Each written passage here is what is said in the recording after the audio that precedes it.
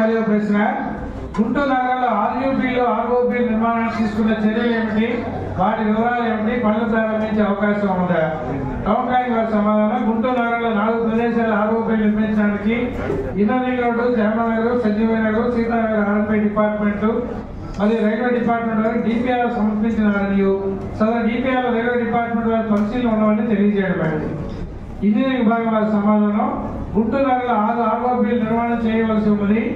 వాటి వివరాలు కింద తెలియజేయడమైనది. ROB central approximate estimated cost 108 crores. ROB Shyamnagar approximate estimate cost 147 crores. ROB Sitanagar 140 crores. ROB MG engineering road level crossing 129 crores. ROB Sanjeevaiah Nagar 120 crores. ROB Nehru Nagar 25 crores. Central ROB నిర్మించుకోక RMP department వారు 108 లక్షలతో అంచనాలు Mort క్రిప్ scheme నిధులతో తయారు చేసి అనుమతి కొరకు పంపడం జరిగినది. మిగిలిన 5 ఆర్ఓబీలు నిర్మించిన గవర్నమెంట్ ఆఫ్ ఇండియా వారి అనుమతి కొరకు రైల్వే డిపార్ట్మెంట్ వారు డిపిఆర్ తయారు చేసి పంపడం జరిగినది. గవర్నమెంట్ ఆఫ్ ఇండియా వారి అనుమతి పొందిన పిదప పనులు ప్రారంభించి పూర్తి చేయగలవారని రైల్వే డిపార్ట్మెంట్ వారు తెలియజేసి ఉన్నారు. నిర్లక్ష్యంగా ఇచ్చారంటే అంత నిర్లక్ష్యంగా ఇచ్చారు. నేను ప్రశ్న వేసింది రైల్వే వాళ్ళ గురించి కాదు, కార్పొరేషన్ ఏం చేస్తుంది వీటి గురించే. కార్పొరేషన్ యొక్క ప్రయత్నం ఏంటి? ఆర్ఓబీలు అవసరం ఇవాళ వచ్చింది కాదు. 10 ఏళ్ల నుంచి చర్చ జరుగుతుంది, 5 ఏళ్ల నుంచి కూడా చర్చ జరుగుతుంది. ఆర్ఓబీల పర్మిషన్ తేవడానికి కార్పొరేషన్ ద్వారా జరిగిన ప్రయత్నం ఏంటి? ఒక అటు కిలోమీటరు ఇటు కిలోమీటరు సుమారు 1000 ఇల్లు పోవటం, దాని గురించి నేను మాట్లాడలేదు. కానీ తక్కువ నష్టం జరిగేది. అక్కడ కూడా ఆర్యూబీని ప్రతిపాదించింది. కానీ ఈ ఆన్సర్ లో మొత్తం ఆర్ఓబీలు రైల్వే వాళ్ళు గవర్నమెంట్ ఆఫ్ ఇండియాకి రాశారు. రైల్వే వాళ్ళు రాయితే నీకెందుకు? ఆర్యూబీలు కేంద్ర రైల్వే డిపార్ట్మెంట్ ఇప్పుడు రైల్వే కూడా ఒప్పుకోవట్లా. ఇప్పుడు మనం రిలయన్స్ పంపు దగ్గర ఎన్ఆర్ఐంగ్ road first phase north Nagar దగ్గర కూడా ఫస్ట్ ఆర్యూబీనే ఫస్ట్ మాకు ప్రపోజ్ చేసాం. ప్రపోజ్ చేస్తే వాళ్ళు దాన్ని యాక్సెప్ట్ చేయాలి, దాన్ని ఆర్ఓబీగా వాళ్ళు మేనేజ్ చేస్తారు. ఇప్పుడు ఆర్యూబీలు వాళ్ళు ఒప్పుకోవట్లా. నేను సిపి గారు చెప్పు సమాధానం చెప్పు సార్, ఎవరని చెప్పండి. ఒకసారి మీరు వెరిఫై చేయండి. వాస్తవాన్ని ఆర్యూబీలు డ్రైనేజ్ వాటర్ వర్షం వచ్చేస్తుంటే బాగా నీళ్ళు అయిపోతుంది, బాగా ఇబ్బందిగా ఉంటుంది. రైల్వే డీజీఎం గారు అదే మాట చెప్పారు. ఎందుకంటే మంత్రి గారు దాని మీద ఆర్యూబీల గురించి అడిగినప్పుడు రైల్వే డీజీఎం మీరు చెప్పినటువంటి రైల్వే ఇన్నర్ కేసు కానీ లేకపోతే ఆర్యూబీలు కానీ పర్మిషన్స్ ఇవ్వట్లేదు. మోస్ట్లీ ఇప్పుడు స్టేట్ కాదు ఇండియా వైడ్ కూడా ఆర్ఓబీకి ప్రిఫరెన్స్ ఇస్తున్నారు. వై? బికాస్ డ్రైనేజ్ సిస్టమ్ లో ఎలక్షన్ ఇంపార్టెంట్. నేను కూడా మాట్లాడచ్చు దాని అర్థం ఏంటంటే ఈ నగరంలో ఏ నిర్మాణం జరగవాలి. నేను అవి కట్టాలంటే జరగాల, ఇల్లు పోతాయి. దానికి ఆల్టర్నేట్ గా కంపల్సరీ కార్పొరేషన్ కూడా కొద్దిగా ఇప్పుడు మేము శ్యామనగర్ ఒకటి, నెహ్రూ నగర్ ఒకటి, మన శారదా కాలనీ అనేటువంటి వాటిలో మేము ఆర్యూబీలు ప్రిఫర్ చేసాం. బట్ వాళ్ళు ఒప్పుకోవట్లేదని చెప్తున్నాను. మీరు ముందుగా ప్రీ ప్లాన్డ్ గా కార్పొరేషన్ ఇంజనీరింగ్ సెక్షన్ కానీ మిగతా అధికారులు కానీ ప్రీ ప్లాన్డ్ గా ప్రతి ఒక్క చోట కూడా మనం ఆరోగ్యం చేయాలంటే దానికి కావాల్సినటువంటి అంత ఇన్ఫ్రాస్ట్రక్చర్ సంబంధించినటువంటి యాక్టివిటీ ప్రీ ప్లాన్ ఉండాలి. రైల్వేస్ వాళ్ళు ఒక యాక్టివిటీని తీసుకోవాలంటే 6 months బిఫోర్ ప్లాన్ లో ఉంటారు. వాళ్ళకైనా 6 months బిఫోర్ ప్లాన్ మన వాళ్ళ దగ్గర ఉండాలి.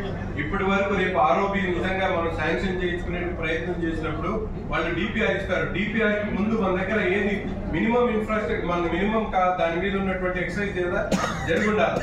ఇప్పటి వరకు నాకు తెలిసి కార్పొరేషన్ అధికారుల దగ్గర ఆర్ఓబికి సంబంధించి ఎటువంటి ఎక్సర్సైజ్ జరిగేది ఈయన ఇచ్చినటువంటి ఆన్సర్ లో క్లియర్ గా అర్థమవుతుంది. అప్రాక్సిమేట్ వాల్యూస్ ఇచ్చారు, కానీ దానికి ఒక్క చోట మాత్రం కనిపిస్తా ఉంది 40 ఇళ్లు పోతాయని చెప్పి మన కార్పొరేటర్ గారు అడిగినటువంటి క్వశ్చన్ కి 40 బిల్డింగ్స్ వరకు పోతాయని చెప్పి ఒక అవగాహనగా ఇచ్చారు. నేను అనేది మిగతా 5 చోట్ల కూడా ఎక్కడైతే మనం ఆర్ఓబీస్ ప్లాన్ చేస్తా ఉన్నామో అక్కడ ప్రొక్యూర్మెంట్ కానీ ఎంక్రోచ్మెంట్స్ ఉన్నాయి, క్లీన్ చేసుకోవడం కానీ ఇవన్నీ చాలా ప్రాసెస్ ఉంటుంది. కాబట్టి దాని మీద ఒక సబ్ హౌస్ మీరు ఏర్పాటు చేసుకోవాలా. నేను మేయర్ గారి ద్వారా మీ అందరూ కూడా తెలియజేస్తుంది ఏంటంటే హౌస్ కమిటీస్ మీరు ఇంట్లో ఇప్పుడు మన కార్పొరేషన్ సంబంధించి ఈ ఆర్ఓబీస్ మీద పనిచేయడానికి ఒక 4-3 కార్పొరేటర్స్ ఒక 2 అధికారులను నియమించుకోండి. ఆ సబ్ హౌస్ మీకు దాని మీద పూర్తిగా దృష్టి సారించి ఇటువంటి వ్యవహారాలన్నీ ముందుకు నడిచేటువంటి ప్రణాళిక సిద్ధం అవుతుంది.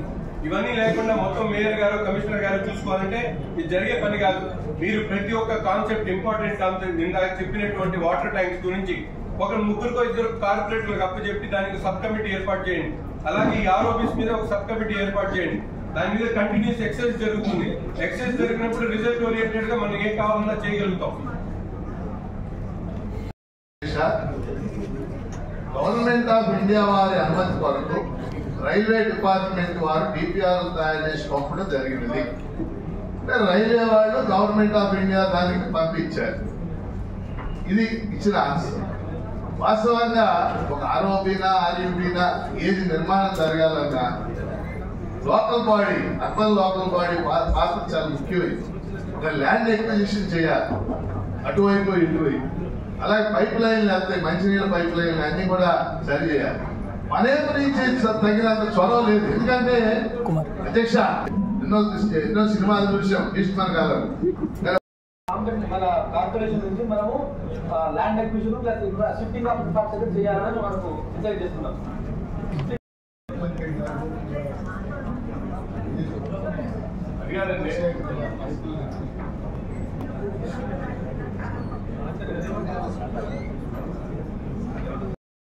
ఏదైతే మనోళ్ళు RUP plan చేసేసారో RUP railway accept చేయడానికి కొంత ఇబ్బంది ఉంది. మన గౌరవ శాసనసభ్యులు కూడా చెప్పారు. నేను కూడా లాస్ట్ టైం ఒక 1 year బ్యాక్ జీఎం కలిసేసి రిప్రజెంట్ చేసినప్పుడు నాకు కూడా చెప్పారు.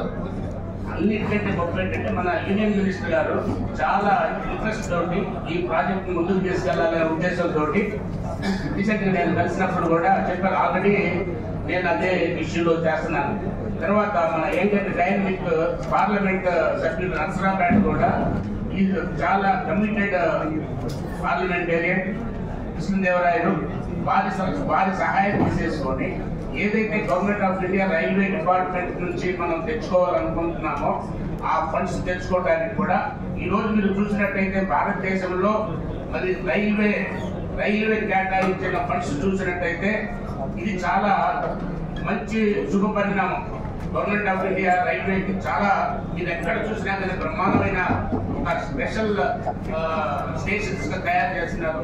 దీనికి డబ్బులు ఇవ్వడానికి కూడా ఎట్లాంటి కొరత లేదు. కాబట్టి నా సలహా ఏంటంటే ఇంజనీరింగ్ విభాగానికి ముఖ్యంగా దీని ఇబ్బంది అవుతుంది. ఇది ఏంటంటే కొంచెం మీరు అర్బన్ ఏరియాస్ లో సిటీస్ లో మెట్రో సిటీస్ లో ఆ పిక్చర్స్ ని ఎలా తక్కువ హౌసెస్ పోయేటట్టుగా చేయటం. ఫర్ ఎగ్జాంపుల్ శ్యామలా నగర్ ఉంది. ఎందుకంటే నేను ఎప్పుడు అడుగుతున్నాను. ఇప్పుడు నగరంలో సుమారుగా ఈ రోజు ఎస్టర్డే నేను పేపర్లో చదివాను 100 ట్రైన్స్ ఇప్పుడు గుంటూరు పాస్ అవుతున్నాయి. 100 ట్రైన్స్ ఎటు నుంచి ఎట్టుకోతేనే 100 ట్రైన్స్ పాస్ అవుతున్నాయి. ఈ ప్రాబ్లం ప్రజలు చాలా ఇబ్బంది పడుతున్నారు. కాబట్టి ఇంజనీరింగ్ వారికి ఒక్కసారి ఇండియాస్ ఉంటే ఉండొచ్చు, అంటే ప్రిపేర్ స్టేజ్లో ఉండొచ్చు, మరి ప్రిపేర్ చేసి కూడా ఉండొచ్చు. కానీ ఒక్కసారి ఆలోచించేసి, ఎందుకంటే ఒక్కసారి మనం ఆర్యూపీ నుంచి ఆర్ఓబీలో కలుపుతున్నాం కాబట్టి దీని ఫర్ ఎగ్జాంపుల్ చెప్తున్నా శ్యామల్ నగర్ నుంచి శ్యామల్ నగర్ ఇప్పుడేంటి డైరెక్ట్ నార్త్ సౌత్ కి రోడ్డు ఉంది. ఇంజనీరింగ్ ఇప్పుడు నేనేం మారుతుంది అంటే పట్టాపురంలో నుంచి ఇంకొక అక్కడ అనాథాశ్రమం ఉంది, అక్కడ నుంచి ఇంకొక వే తీసేసుకొని చేస్తే అనుకున్నాను.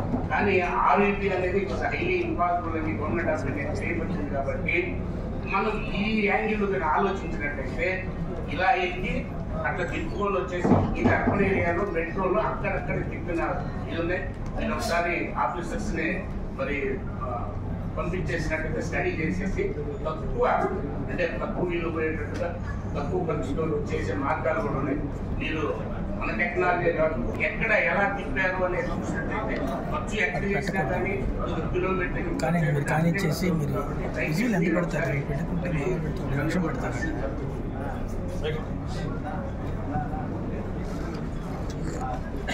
ఐదవ ప్రశ్న శ్రీమతి కోతురా సమత 6వ ప్రశ్నలు. ఆర్ఆర్డీలో యూజీడీ ప్రాబ్లం ఎక్కువగా ఉంది. దానికి కారణం బస్ స్టాండ్ ఎదురు గాయత్రి హోటల్ నుండి చార్మినార్ హోటల్ వరకు ఉన్న 3 ఏళ్ల యూజీడీ మెయింటైన్ పురాతనమైన కావడం వల్ల, అది సిల్క్తో కూడిపోయి ఉండడం వల్ల, పారుదల లేకపోవడం వల్ల 5, 6, 7 డివిజన్లో డ్రైనేజ్ వ్యవస్థ ఇబ్బందికరంగా ఉంది. గత కౌన్సిల్లో ప్రశ్న పెట్టి ఉన్నాను, సమాధానం లేదు. ప్రజలు చాలా ఇబ్బంది పడుతున్నారు. అక్కడ కొత్త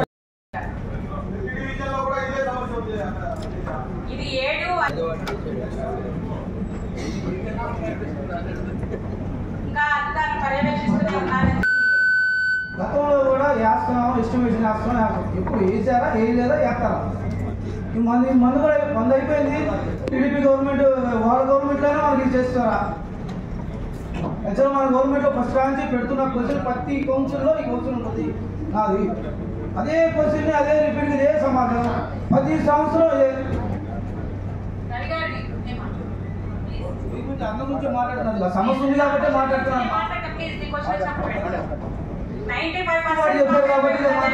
కిచ్చువాడు పెట్టకుండా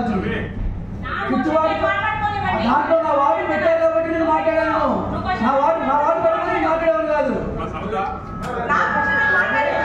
అర్థం చేశా వాడు ప్రశ్నించారు కాబట్టి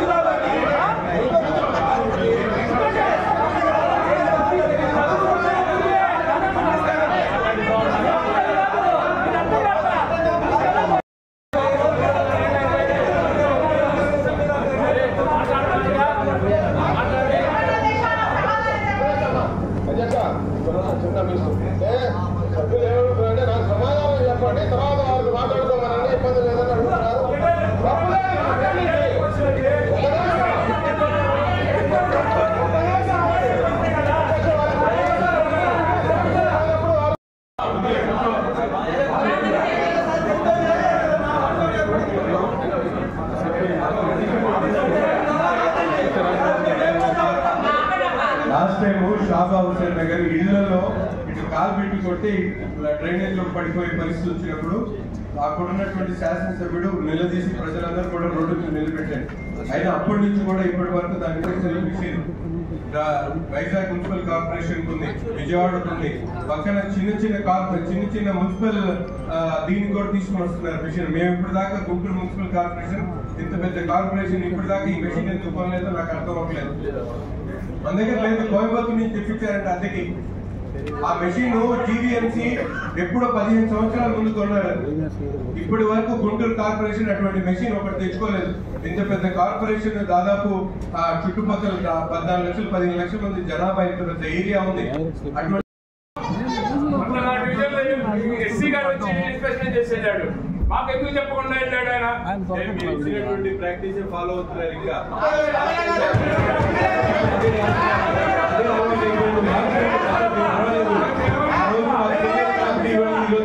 దానికి ఒప్పుకోవాలి. ఒప్పుకుంటే ఈరోజు బాగా ఒప్పుకుంటారు. దానికి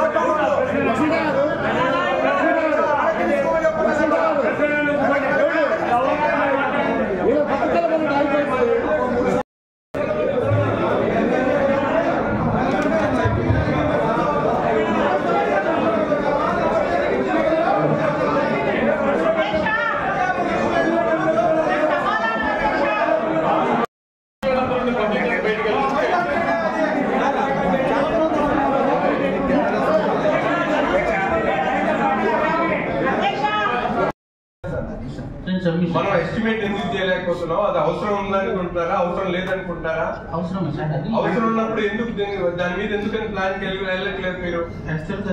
మన పబ్లిక్ హెల్త్ టేకప్ చేసే డిపార్ట్మెంట్ స్కోప్ లో ఉంది సార్.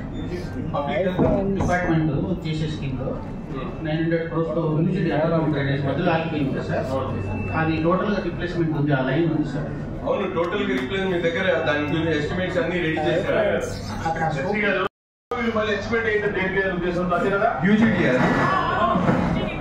అవును, యూజీడీ మెయిన్ లైన్ మీరు ఇప్పుడు ఆల్రెడీ ఇంత ముందు చేశారు కదా యూజీడీ వర్క్.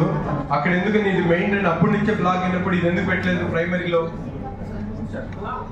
అది 4th phase second phase UGD first zone 2 zone 4 లో ఉంది సార్. జోన్ 4 లో ఉంది. కాకపోతే వర్క్ 50% 49% పూర్తయింది. అది ఫర్దర్ గా కొన్ని పేమెంట్స్ రాక మధ్యలో ఏజెన్సీ ఆగిపోయింది.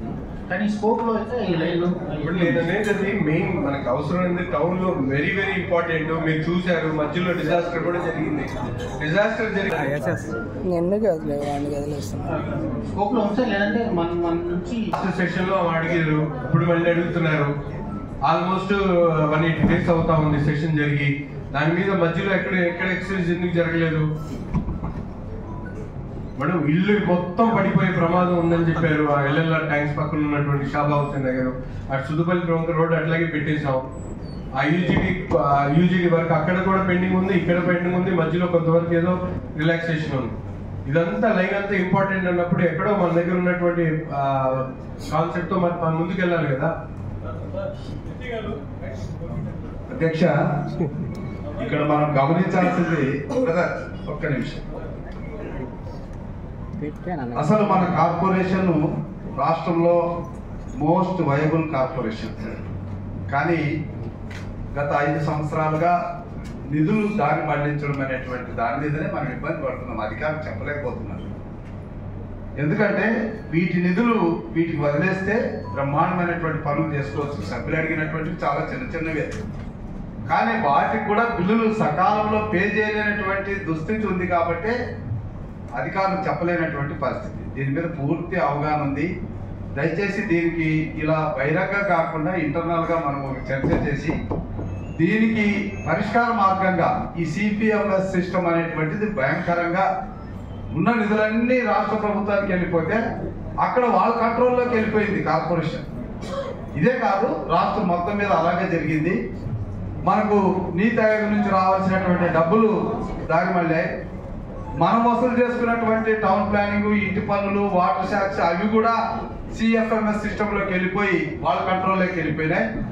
సో వీళ్ళు ఏమి చేయలేనటువంటి పరిస్థితి. కమిషనర్ కొత్తగా వచ్చారు, గత కమిషనర్ గారు కూడా దృష్టిలో పెట్టాం మేము, ఇది మంత్రి గారి దృష్టిలో కూడా పెట్టాం. కనీసం కార్పొరేషన్ నిధుల్లో 75% స్థానికంగా కార్పొరేషన్ బదలండి, 25% కావాలంటే పూలింగ్ తీసుకోండి. మొత్తం మీ దగ్గర పెట్టుకొని ఇక్కడ కనీసం ప్రజలు పన్నులు కట్టేటటువంటి ప్రజలకు కనీస అవసరాలు తీర్చలేనటువంటి ఈన స్థితిలో బాడీ ఉంటుంది. పబ్లిక్ ఎన్నుకున్నటువంటి కార్పొరేటర్లు కూడా ఏమీ చెప్పలేనటువంటి పరిస్థితి, అధికారులు కూడా చేయలేనటువంటి ఈన స్థితి అనేటువంటి దృష్టిలో చర్చలు జరిగాయి. కాబట్టి అధ్యక్షుల వారు దీని మీద ప్రత్యేకమైనటువంటి శ్రద్ధ వహించి పార్టీలకు అతీతంగా నేనేం చెప్తున్నానంటే ఇది ఒక లోకల్ బాడీ స్వతంత్ర ప్రతిపత్తి ఉన్నటువంటిది కాబట్టి దీని మీద లోతుగా మనం చర్చిద్దాం. వీలైతే ప్రభుత్వానికి ఒక రిప్రజెంటేషన్, పాత సిస్టాన్ని మన ఏదైతే గత 5 సంవత్సరాలుగా జరిగిందో ఆ పరిస్థితులు దారి మళ్లించి కొత్త ప్రభుత్వంలోనైనా మన నిధులు మనం తెచ్చుకునే విధంగా ఆలోచించే దాంట్లో తీర్మానం చేయాల్సిందిగా నేను కోరుతున్నాను. అధ్యక్ష, జరిగినప్పటికి కూడా నాకు తెలిసేసి మన కమిషనర్ గారు కీర్తి గారు ఉన్నప్పుడు సఫిషియెంట్ ఫండ్స్ వారి చేతిలో ఉన్నాయి. నేను అనుకున్నాను ఆఫీసర్స్ ఆయన కరెక్ట్, ఆయన రాంగ్, సఫిషియెంట్ ఫండ్స్ వారి చేతిలో ఉన్నాయి. కానీ కాంట్రాక్టర్స్, కార్పొరేటర్స్ చాలా ఇబ్బంది పడ్డ విషయం, ఇర్రెస్పెక్టివ్ ఆఫ్ పార్టీస్ ఆయన talking about this. Contractors, corporators ఈ విషయంలో కొంత ఇబ్బంది పడ్డారు. మీ ద్వారా కమిషనర్ గారికి నేను మనవి చేసేది ఏంటంటే, మీకు విజిలెన్స్ టీమ్స్ ఉన్నాయి, చెకింగ్ చేసే టీమ్స్ ఉన్నాయి, ఫాస్ట్ చేసేసేసి ఏదైతే కంప్లీట్ అయిందో దాన్ని ఇమీడియట్గా రిలీజ్ చేసే మార్గం పెట్టుకోండి. ఎందుకంటే చాలా సందర్భాల్లో చిన్న కాంట్రాక్టర్స్ వాళ్ళకి ₹1 కోటి, 2 కోట్లు, 3 కోట్లు కన్నా పెండింగ్ ఉంటే వాళ్ళు ముందుకు వెళ్ళలేరు. ఇదేదో పెద్ద నేషనల్ ప్రాజెక్ట్స్ కాదు, ఇది చిన్న కాంట్రాక్టర్స్ చాలా ఇబ్బంది పడుతున్నారు. అసలు కార్పొరేటర్స్కి అసలు మాటకి విలువ లేకుండా పోయింది. నేను మీ ద్వారా కమిషనర్ గారికి ఎప్పటికప్పుడు తప్పనిసరిగా నేను అనుకుంటా కొంత డెఫినెట్గా ప్రోగ్రెస్ ఉంటుంది. కమిషనర్ గారు ఈ విషయంలో ఏదైతే మీరు చేసుకోండి, ఇన్వెస్టిగేషన్ చేసుకోండి, చేయాల్సిన పద్ధతి అంతా చేయండి. చేసేసిన తర్వాత ఇమ్మీడియట్గా రిలీజ్ చేసే మార్గం ఉంటే తర్వాత యాజ్ పర్ యాజ్ ప్రోటోకాల్, నేను పెద్దల సభలో ఉన్నాను కాబట్టి నా ఎన్ని అడ్వైజెస్ ఉంటాయి కానీ విమర్శలు కానీ ఏముండో. పెద్దల సభలో మరి పెద్దగా ఏంటంటే నేను చెప్పేది ప్రోటోకాల్. ఇది యాక్చువల్గా ఈ రోజు పార్టీలది కాదు, తెలుగుదేశం, వైసీపీ మాది కాదు, మంది కాదు. ఇది ఆఫీసర్స్కి కొన్ని గైడ్ లైన్స్ ఉంటాయి. ఏ ప్రోగ్రామ్కి ఎవరెవరిని పిలవాలని. మాకు అనేకమైన ఉండొచ్చు, ఇక్కడ మాట్లాడుకుంటూ బయటకు పోతే అంతా స్నేహితులే కాదు, అక్కడ ఉన్న పెద్దలు ఆ పార్టీ అయినా ఈ పార్టీ అయినా అందరూ కూడా ఇన్వెస్ట్ చేసే వెసులుబాటు ఉంది, చేయాలి, చేస్తున్నారు. ఫర్ ఎగ్జాంపుల్ నిన్న అన్న క్యాంటీన్ విషయంలో నాకు కమిషనర్ గారు చెప్పారు, ఈఈ గారు చెప్పారు, డిఈ గారు చెప్పారు, ఏఈ గారితో సహా అందరు చెప్పారు. దురదృష్టం కమ్యూనికేషన్ గ్యాప్ వల్ల నేను అటెండ్ అవ్వడం. చాలా మంచి ప్రోగ్రాం, ఏది అన్న క్యాంటీన్ చాలా మంచి ప్రోగ్రాం. నేను మా కార్పొరేటర్ కరుణ్ కుమారి గారు మేము అటెండ్ కాలేకపోయాం. మంచి కార్యక్రమాలు. సభ ద్వారా థ్యాంక్స్ చెప్పండి సీఎం గారికి. అదే చెప్తున్నాను నేను, అదే మంచి కార్యక్రమం, నిజంగా మంచి కార్యక్రమం.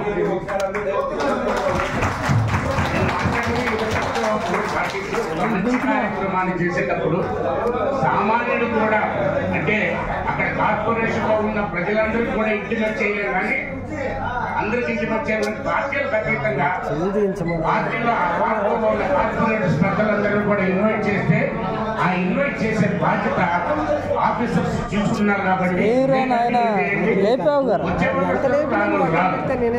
చెప్పారు. ఇలాంటి సంస్కృతి మనం అలవాటు చేసుకుంటాం. గతంలో ఏం జరిగింది అదన్నీ కూడా విమర్శలు ఒకటైతే ప్రోటోకాల్ అనేది యాజ్ పర్ మన బుక్ మనకు ఉన్న గైడ్ లైన్స్ ఉన్నాయి, దాని ప్రకారం మీరు చేస్తే ఇది ఉండదు. ఎందుకంటే అందరం కలిసి చేసుకుంటే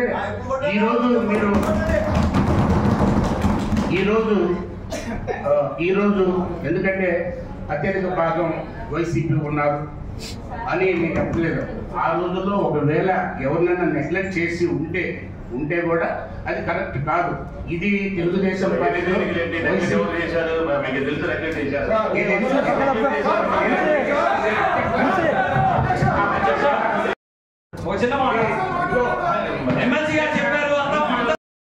సందులో కొన్ని రోజుల్లో నేషనల్ ఫెస్టివల్ జరుపుకుంటే మన సెక్రటరీస్ కానీ నాకు తెలియదు కానీ కార్పొరేటర్స్ కార్పొరేటర్ గారు ఉన్నా కానీ ఇంకేదైనా అంతకంటే పెద్దోళ్ళు ఎవరు ఎమ్మెల్యే గారు వచ్చేసి ఈ ఎమ్మెల్యే గారు వచ్చేసేసి చేస్తే కూడా తప్పులేదు కానీ అసలు చాలా తప్పు. ఇది మీరు బాధ్యత తీసుకుంటారా, కమిషనర్ బాధ్యత తీసుకుంటారా, లేకపోతే గవర్నమెంట్? ఇప్పుడు గవర్నమెంట్ జిఐడి ఇన్స్ట్రక్షన్స్ క్లియర్ ఉన్నాయి. ప్రతి ఇంటి పైన కూడా నేషనల్ ఫ్లాగ్ ఎగరాలంటే ఇన్స్ట్రక్షన్స్ ఉన్నాయి. అధ్యక్ష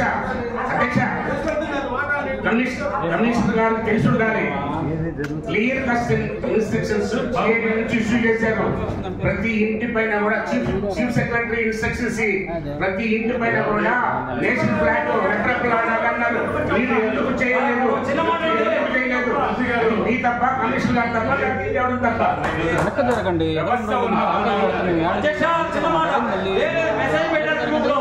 ఏడింటికి పెట్టారు, డిలీట్ చేశారు. 7:30 పెట్టారు, డిలీట్ చేశారు. మళ్ళీ 11:30 మెసేజ్ పెట్టారు. ఏమని? పార్టిసిపేట్ చేయండి, అందరూ డ్రాగ్ హాస్టింగ్ చేయండి అని చెప్పి. రాత్రి 11:30 పెట్టారు మెసేజ్, మళ్ళీ అది కూడా డిలీట్ చేశారు. అంటే ఏంటి దాని ఉద్దేశం ఏంటి? సచివాలయాలు ఓపెన్ చేయలేదు.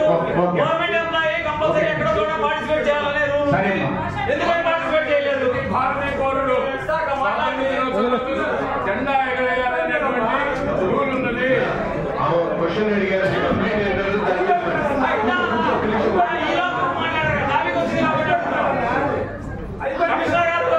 దయచేసి మీరు సమాధానం చెప్పండి.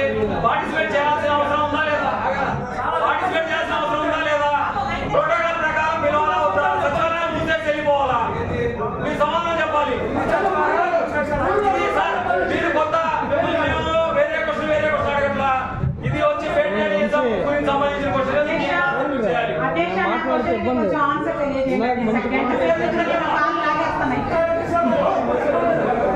ఎమ్మెల్యే గారు మాట్లాడారా దానికి?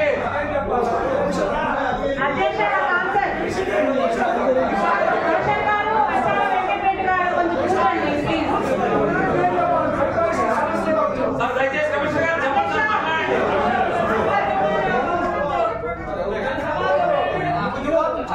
మాట్లాడండి. నమస్కారం అండి.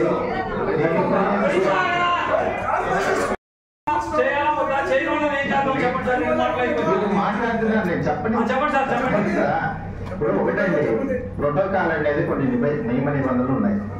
ఏదైనా సరే మీ వార్డు పరిధిలో లేదా మీ డివిజన్ పరిధిలో అఫిషియల్ ప్రోగ్రామ్ ఏదైనా జరిగితే అది కొన్ని రెగ్యులర్ విజిట్స్ ఉంటాయి. ప్రతిరోజు విజిట్ చేసే యాక్టివిటీస్, డైలీ యాక్టివిటీస్ ఉంటాయి. అది మీరు ఉండొచ్చు, ఉండకపోవచ్చు.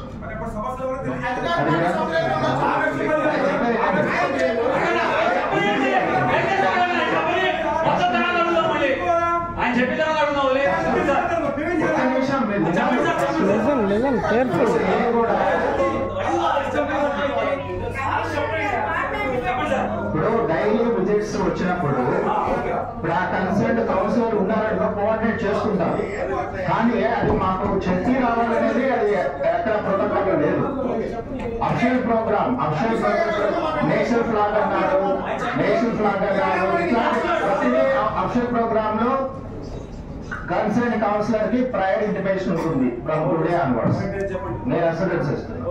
ఒకవేళ ఎక్కడైనా అది పాటించకపోతే కన్సర్న్ పర్సన్ మీద యాక్షన్ కూడా తీసుకోవడం జరుగుతుంది.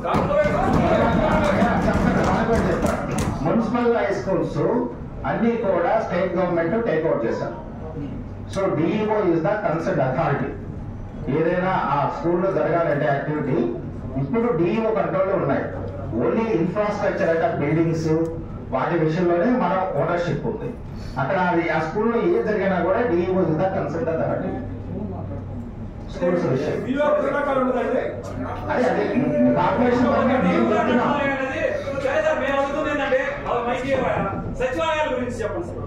సచివాలయాల్లో కూడా నాగాస్తం చేయమని ఉన్నాయి ఇన్స్ట్రక్షన్స్.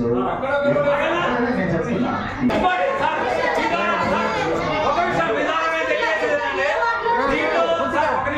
దీంట్లో వాళ్ళ మీద కూడా యాక్షన్ తీసుకోండి. నోడల్ ఆఫీసర్స్ ప్రతి సచివాలయానికి నోడల్ ఆఫీసర్ ఉన్నారు. ఆయన మాకు చెప్పలేదండి అంటున్నారు. నోడల్ ఆఫీసర్ కదండి, అడ్మిన్ సెక్రటరీ ఉంటారు. అడ్మిన్ సెక్రటరీ సచివాలయం ఉంటారు సార్. ఓకే, ఆ సచివాలయాన్ని కూడా ఆ సచివాలయాల పరిధిలో సచివాలయాలు నోడల్ ఆఫీసర్ ఉంటారు. ఆ నోడల్ ఆఫీసర్ ఏం చేశారో కూడా నోడల్ ఆఫీసర్ మిగతా దానికి nodal officer secretary only administrative secretary is the concern authority.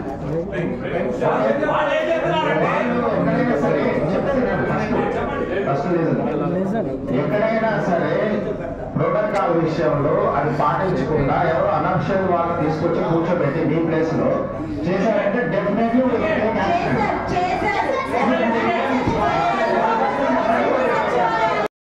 నేను చెప్తున్నాను కాబట్టి నా దృష్టిలో పెడితే నేను ఎంక్వైరీ వచ్చి డెఫినెట్లీ యాక్షన్ నేను ఏం స్టెప్ తీసుకోబోతున్నారు? అధ్యక్ష, గత 3 సంవత్సరాల్లో మీరు చాలాసార్లు చెప్పారు కార్పొరేటర్ కి వాటిలో పార్టీలకు అతీతంగా కార్పొరేటర్ కి ఫస్ట్ ప్రయారిటీ ఇవ్వాలి వాటిలో అని మీరే కౌన్సిల్ అధికారులకి చాలా సార్లు మీరు చెప్పారు. ఆ విధంగానే గత 3 సంవత్సరాలుగా జరిగింది. మరి ఇప్పుడు గత 2 నెలలుగా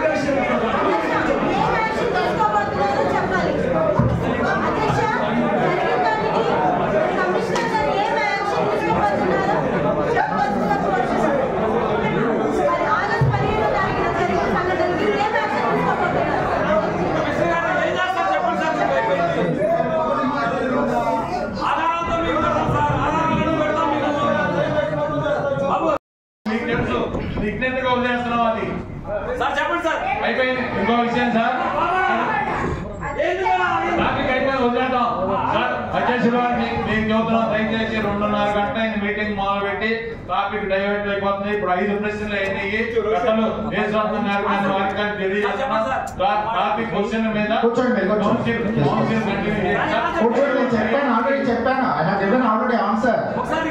చెప్పండి ఎక్కడి దాకా వెళ్తుందో దానికి రిలవెంట్ గా ఉన్నటువంటి వాళ్ళందరినీ కూడా పిలిచి నేను 3-4 డేస్ లో మేయర్ గారు మేమందరం కలిసి ఒక మీటింగ్ కూర్చొని ఉన్నదాన్ని రెస్టోర్ చేయటమా, లేకపోతే అది మనం రెస్టోర్ చేయలేని పరిస్థితి ఉన్నప్పుడు, ఎందుకంటే అది ఓల్డ్, ఇప్పుడు చాలా ఓల్డ్ డేస్ లో వేసింది. అందుకనే అది ఆల్టర్నేటివ్ గా వాళ్ళు మొత్తం చేయాలంటే ఎంత ఎస్టిమేషన్ అవుతుంది, ఎక్కడి నుంచి మనం ఫండ్స్ మీట్ అవ్వాలి అనేది కూడా కొంచెం డిస్కస్ చేసి ఒక 3-4 డేస్ లోనే మనం ఫైనల్ చేద్దాం. ఓకేనా? వచ్చినాయి. దాని తర్వాత రావాల్సినటువంటి 450 కోట్లు రాకపోవడం వల్ల ఎక్కడికక్కడ పనులన్నీ కూడా ఆగిపోయినాయి. అందుకని మోస్ట్లీ ఇటువంటి డ్రైన్స్ ఏదైతే వెరీ ఇంపార్టెంట్ డ్రైన్స్ ఉన్నాయో అవన్నీ కూడా అట్లా వదిలేశారు. ఇప్పుడు ముందుకెళ్లాలంటే యూజీడీ మళ్ళీ రీస్టార్ట్ అయినప్పుడు మళ్ళీ ఎక్స్పెండిచర్ అవుతుందని చెప్పి అధికారులు దాని మీద శ్రద్ధ పెట్టలేకపోయారు. మీరు క్లియర్ ఇన్స్ట్రక్షన్స్ ఇచ్చి యూజీడీ స్టార్ట్ అయ్యే టైం దగ్గరికి వచ్చింది కాబట్టి ప్రీ ప్లాన్ ఉంటే అవసరమైనటువంటి యూజీడీ ఫండ్స్ వచ్చినప్పుడు ఆ వర్క్స్ అన్ని రీస్టార్ట్ చేసుకోవడానికి ఒక మంచి అవకాశం ఉంటుంది. సో ఇటువంటి ఎక్కడైతే అవసరం ఉన్నాయో మెయిన్ డ్రైన్స్ అన్ని కూడా స్ట్రోమ్ డ్రైన్స్ కానీ ఇటువంటి డ్రైన్స్ కానీ అన్ని కూడా ప్లాన్స్ లో క్లియర్ గా పెట్టుకుంటే బాగుంటుంది. Sure sir. అంత ప్లేస్, అంత పెద్ద వైట్ రోడ్, వైడ్ రోడ్ వేసిన తర్వాత ఆ రోడ్ యూటిలైజేషన్ లో రావట్లేదు అనేది కార్పొరేటర్ గారి బాధ. ఎందుకంటే పబ్లిక్ యూస్ కోసం మనం అంత రోడ్ ని ఫామ్ చేసాం, అంత బడ్జెట్ పెట్టాము.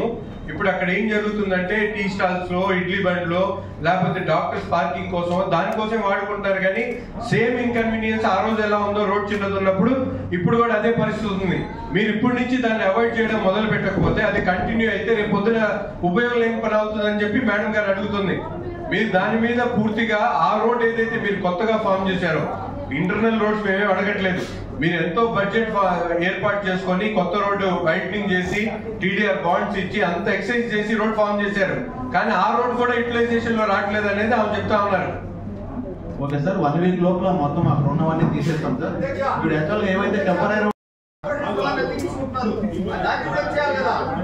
ప్రతి వాటిలో ఇబ్బంది, మంచి వచ్చినది ప్రతి వాటిలో ఇబ్బంది ఉంది, ప్రతి వాటిలో ప్రజలు ఇబ్బంది పడుతున్నారు, బాగా ఇబ్బంది పడుతున్నారు, బాగా ఇబ్బంది పడుతున్నారు.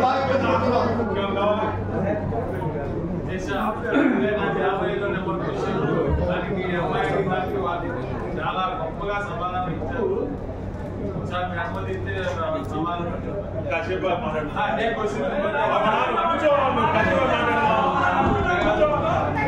మరియు ప్రశ్న నెంబర్ 7 గుంటూరు కార్పొరేషన్ లో వర్కులు జరిగినాయి. వాటి వివరాలు రిటర్న్ గా ఇవ్వగలరు. 6 నెలలు నేను ప్రమాణ స్వీకారం చేసిన దగ్గర నుండి గాంధీ పార్క్ కాకుండా ఎన్ని కోట్ల వర్కులు జరిగాయి వాటి వివరాలు రిటర్న్ గా ఇవ్వగలరు. సమాధానం 6 డివిజన్ కార్పొరేటర్ శ్రీమతి పోతుల సమత గారు ప్రమాణ స్వీకారం చేసిన దగ్గర నుండి గాంధీ పార్క్ కాకుండా 3,78,00,000గా వర్కులకు శాంక్షన్ పొంది అందులో 2,65,00,000గా వర్కులు పూర్తి చేసి ఉన్నారు. వాటి వివరాలు జతపరచడమైనది.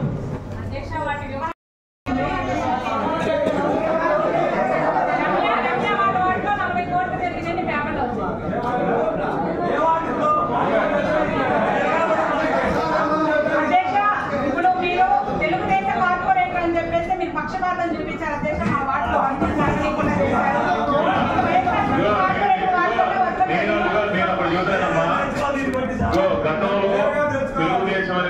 కాదు, ఎవరెవరు గిట్టుబాట్లు పనులు చేశామో మీరు ఆత్మ పరిస్థితులు చేసుకోండి.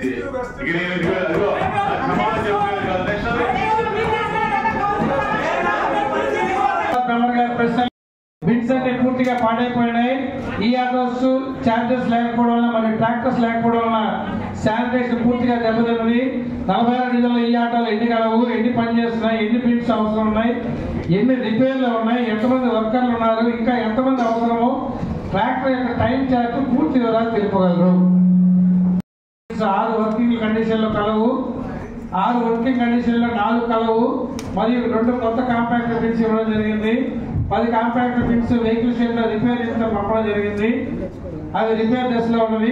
కొత్త బిడ్స్ కొనుగోలు చేయడం వర్క్ ఆర్డర్ ఇవ్వడం జరిగింది. 46వ వార్డుకు ఈ ఆటోలు 5 కేటాయించడం జరిగింది.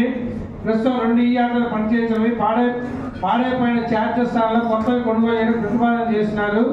46 ఎలక్షన్ డివిజన్లో 9,818 గృహములు కలవు. ఇంటిని చెత్త సేకరణ కొరకు 2 ఈ ఆటోలు పనిచేస్తున్నవి. 2 ఈ ఆటోల ద్వారా 2,000 గృహముల నుండి చెత్త సేకరణ చేయించున్నారు. మిగిలిన 7,818 గృహములకు 350 గృహములకు పుష్కార్ చొప్పున 22 పుష్కార్లు అవసరం ఉన్నది. పుష్కార్ ఇతర వర్కర్లు చొప్పున 44 మంది ఈ ఆటోలకు 6 మొత్తం 50 మంది వర్కర్లు అవసరం ఉన్నది. ప్రస్తుతం 46 డివిజన్లో 40 మంది వర్కర్లు పనిచేస్తున్నారు. ఇక్కడ కావాల్సిన 10 మంది వర్కర్లు రేషనలైజేషన్ పద్ధతి ద్వారా సర్దుబాటు చేయగలవారము.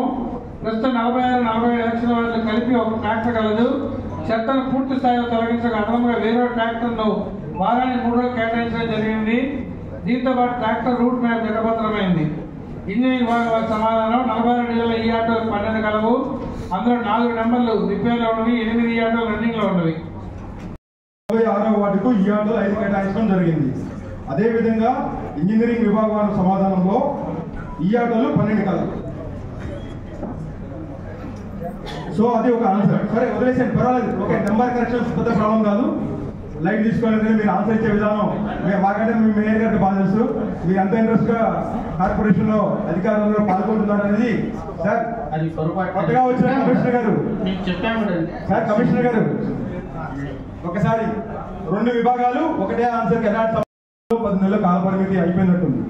ఇప్పటి వరకు కూడాను 2 ఈఆర్ఎస్ మాత్రమే పనిచేస్తున్నాయి. దయచేసి అంటే మళ్ళీ దానికి వెనకమాల ఎందుకు పనిచేయట్లేదు, దాంట్లో ఏం జరిగిందని లోతైన విషయం మాకు చాలా తక్కువ తెలుసు. మేయర్ గారికి వాళ్ళకి ఆఫీసర్ చాలా ఎక్కువ తెలుసు. కాబట్టి మేము అడిగేది ఏమంటే, ఇవాళ ఒక్కసారి కనుక అవకాశం ఉంటే కనుక అంటే ఎస్ఎస్ గారు, ఆర్సిఎస్, ఎంహెచ్ఓ గారు కాకుండా ఇంకోటి ఏదైనా కమిటీ ఇందక్కడ మన నజీర్ గారు ఒక మాట చెప్పారు, ప్రతిదానికి కూడా కమిటీ వేయండి అని. నిజంగా అది మంచి ఆలోచన.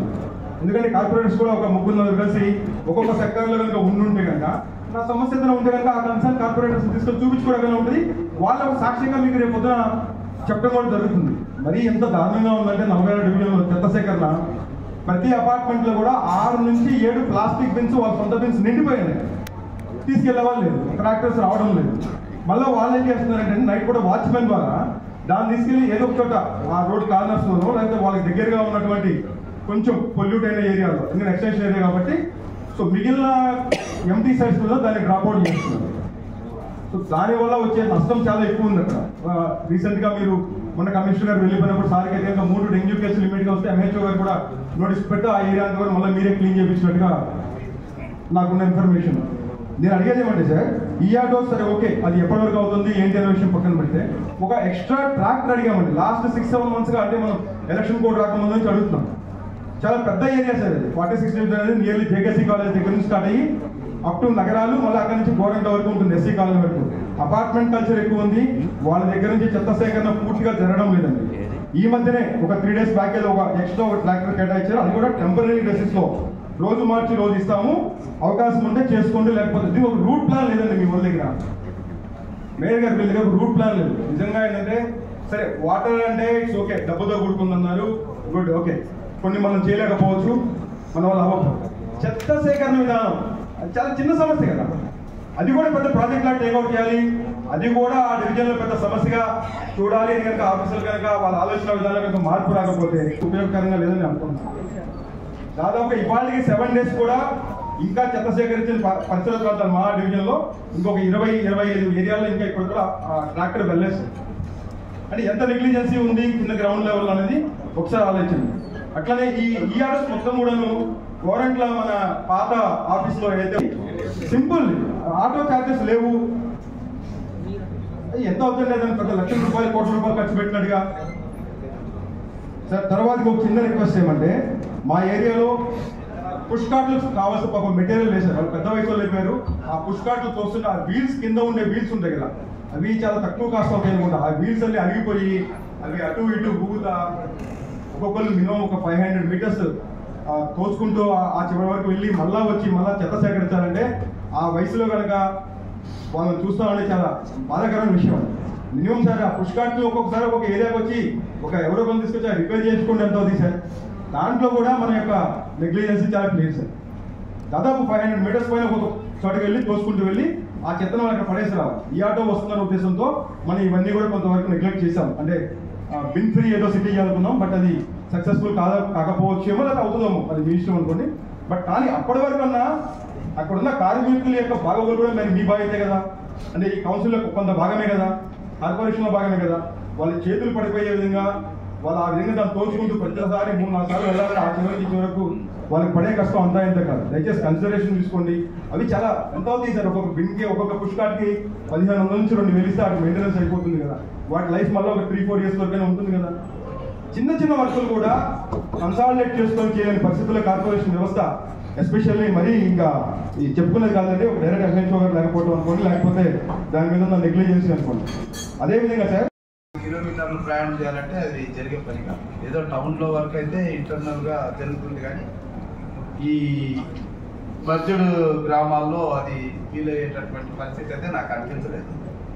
తర్వాత ఇక్కడ మనము ఈ పుష్ కార్డ్స్ సంబంధించినటువంటివి బాగా వర్కౌట్ అవుతాయి, ఎందుకంటే కొద్దిగా తక్కువ ఖర్చుతో ఈజీగా కొన్ని ఇళ్ళు కేటాయించినట్లయితే సులభంగానే జరుగుతాయి. ఇప్పుడు హ్యూమన్ రైట్స్ వీళ్ళు కూడా చేస్తున్నారు, ఎందుకంటే ఇప్పటికీ వాళ్ళతో ఆ చెత్త బండ్లు లాగించడం ఏంటి, ఇప్పుడు ఇంత టెక్నాలజీ పెరిగిన తర్వాత అన్నటువంటి కోణం కూడా మనం ఆలోచించాలి. సో దీనికి వయా మీడియాగా ఒకసారి మీరు కూడా ఆలోచిస్తే దీనికి ఇంటర్నల్గా ఒక మీటింగ్ పెట్టి దీన్ని ఎలా చేద్దాం అన్నటువంటిది కొంత బెస్ట్ ప్రాక్టీస్ చేస్తే బాగుంటుంది. షెడ్లోనో రిపేర్లోనో అది ఖండం అయిపోయి ఉన్నాయి. అన్నీ ఎందుకు స్టోర్ చేసుకుని పెట్టుకుంటున్నారు? ఎవరికి 30 ట్రాక్టర్స్ ఉంటే దాంట్లో 2 పని చేస్తున్నాయి, 28 ఖండం అయిపోయి ఉన్నాయి. మిగతా 10 ఇప్పుడు రెంట్కి తీసుకొని తిరుగుతున్నాయి. అవన్నీ ఏం చేస్తారు? దాని మధ్య కొత్త మెషినరీ కొనుక్కోవచ్చు కదా మనం. మీరు ఇచ్చినటువంటి దాంట్లో 164 మన దగ్గర మెషినరీ ఉంటే అవుట్ ఆఫ్ 164 80 పని చేస్తున్నాయి, మిగతా 80 షెడ్కు ఖండం అయిపోయినాయి. అవన్నీ పెట్టుకొని గూడ్ షెడ్ లో అందరినీ అన్నెసరీ టాస్క్ తప్ప ఉపయోగపడే పని ఇక్కడ లేదు. ఈ ఆటోస్ కూడా అలాగే 220 ఉంటే దాంట్లో ఎన్ని పని చేస్తా ఉన్నాయి? 114 పని చేస్తా ఉన్నాయి. అంటే ఆల్మోస్ట్ 100 పక్కనే పడేశారు. ఇప్పుడు అన్ని మీరు క్వాంటిటీ చూపిస్తున్నారు, ఖండమైన చూపిస్తున్నారు. ఎవరు ఇనిషియేట్ చేయాలా? దానికి ఎవరు బాధ్యతలు తీసుకోవాలా?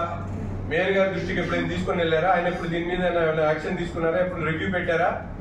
2.5 సంవత్సరాల నుంచి ఆయన సీట్ మీద ఉన్నారు.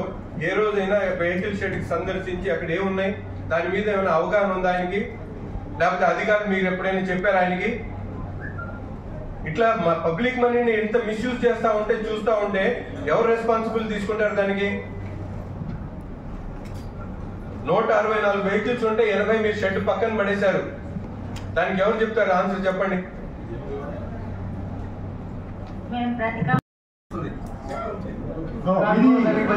చేరువులో ఉన్న నగరం గుంటూరు నగరం రాజధానికి చాలా దగ్గరలో ఉంది. ఎన్నో రకాలైన సమస్యల గురించి మాట్లాడుతున్నాము, కానీ ఇంటి ముందు చెత్త ఎత్తే పరిస్థితి కూడా లేని పరిస్థితిలో ఈరోజు కార్పొరేషన్ ఉంది. ఈరోజు ఒక నెల నుంచి నేను కంప్లీట్ గా కార్పొరేషన్ పరిధిలో తిరుగుతున్నప్పుడు ఇంటి ముందు చెత్త ప్రాపర్ గా ఎత్తే లిఫ్ట్ చేసే పరిస్థితి లేని పరిస్థితిలో ఉంది. దానికి కారణాలు ఏంటి అని అడిగినప్పుడు ఇలాగే వెహికల్స్ లేవని చెప్పడం, మెన్ సరిగ్గా లేరని చెప్పడం, రకరకాల కారణాలు చెప్పడం తప్ప దానికి ఒక సరైన సొల్యూషన్ కానీ లేదంటే ఏం చేద్దామనే ఒక ప్రణాళిక కానీ ఇంతవరకు రూపొందించింది లేదు. 1 మంత్ నుంచి కూడా ఒక చిన్న పలానా చోట ఇన్ని కావాలి అని ఒక రిప్రజెంటేషన్ ఇస్తే దానికి తీసుకున్న యాక్షన్ ఎటువంటి యాక్షన్ లేదు. కొన్ని డివిజన్స్ లో అయితే కనీసం కాంపాక్ట్ బిన్స్ లేవు, వాళ్ళు చెత్త వేయడానికి బిన్ను కూడా లేదు. అండ్ ఓవరాల్ మా వెస్ట్ పరిధిలో అయితే ఏ వార్డులో కూడా ఆ చెత్త కుండి ఏదైతే డస్ట్ బిన్ ఉందో అది సరిగ్గా ప్రాపర్ గా ఉన్నది లేదు. ఆల్రెడీ నేను చాలా మంది అధికారులను పిలిచి దీనికి నీడ్ ఉంది, దీనికి మీరు ఒక రిప్రజెంటేషన్ రెడీ చేయాలి, ఎస్టిమేషన్ రెడీ చేయాలి అని అంటే ఓకే చెప్పారు, కానీ ఇంతవరకు దానికి ఒక ఆన్సర్ లేదు. అలాగే మెన్ గురించి, సిలిటేషన్ గురించి రకరకాల సమస్యలు ఉన్నాయి. మేల్ వర్క్ ఫోర్స్ లేదు అని చెప్పి దాన్ని బైపాస్ చేయడం తప్ప దానికి ఒక సరైన నిర్ణయం తీసుకొని అవుట్ సోర్సింగ్ పద్ధతిలో అయినా వాళ్ళని రిక్రూట్ చేసుకుని సమస్య మీద దృష్టి పెట్టి త్వరితగతిన దాన్ని సాల్వ్ చేసే ఒక విధి విధానం మన కార్పొరేషన్ లేనందుకు నిజంగా బాధ కలుగుతుంది అధ్యక్ష. ఈ రోజు ఎన్నో ప్రధాన సమస్యల మీద ఇతర కార్పొరేషన్లు పోరాడుతుంటే మనం మాత్రం కేవలం చెత్త ఇంటి నుంచి లిఫ్ట్ చేయట్లేదని మాత్రం కౌన్సిల్లో పెట్టుకుని మాట్లాడుకుంటున్నాం. చాలా దురదృష్టకరం. దీని మీద మాత్రం ప్రత్యేక శ్రద్ధ మీరు పెట్టాల్సిన అవసరం ఎంతైనా ఉందని నేను మనవి చేస్తున్నాను.